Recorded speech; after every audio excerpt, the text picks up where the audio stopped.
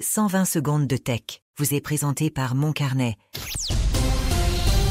C'est l'édition du mercredi 25 juin. Selon une nouvelle étude de StatCounter, ChatGPT génère à lui seul 80% des visites vers des sites web à partir de robots conversationnels, loin devant Perplexity qui lui représente seulement 19%. Et Microsoft Copilot, lui, en représente 5%. En fait, ChatGPT domine dans tous les pays du G20, sauf en Chine où c'est DeepSeek qui est en tête.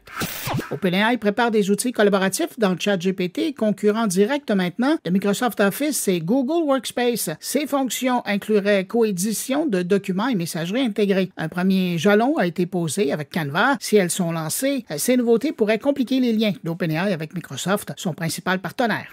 Parlant de Microsoft, l'entreprise va offrir gratuitement des mises à jour de sécurité pour Windows 10 jusqu'en octobre 2026, mais seulement aux utilisateurs qui acceptent de synchroniser les paramètres de leur ordinateur avec le nuage via un compte Microsoft. Cette mesure vise à rassurer les nombreux usagers encore sur Windows 10, alors que le soutien officiel prendra fin le 14 octobre 2025.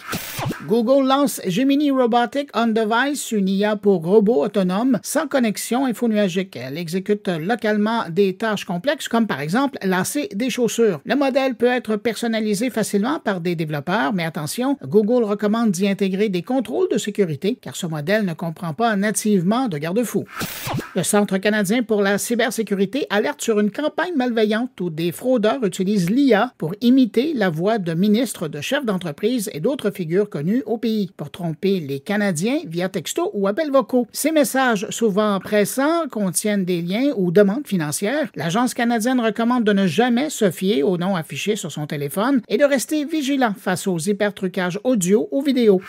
Et puis en terminant, Eleven Labs lance son application mobile pour iOS et Android, offrant un accès complet à ses outils de synthèse vocale, dont le modèle V3. Les utilisateurs peuvent créer des voix ultra réalistes, exporter les fichiers audio vers des applications tiers et synchroniser leurs projets avec leur compte web. L'application démarre avec 10 000 caractères gratuits par mois. À demain!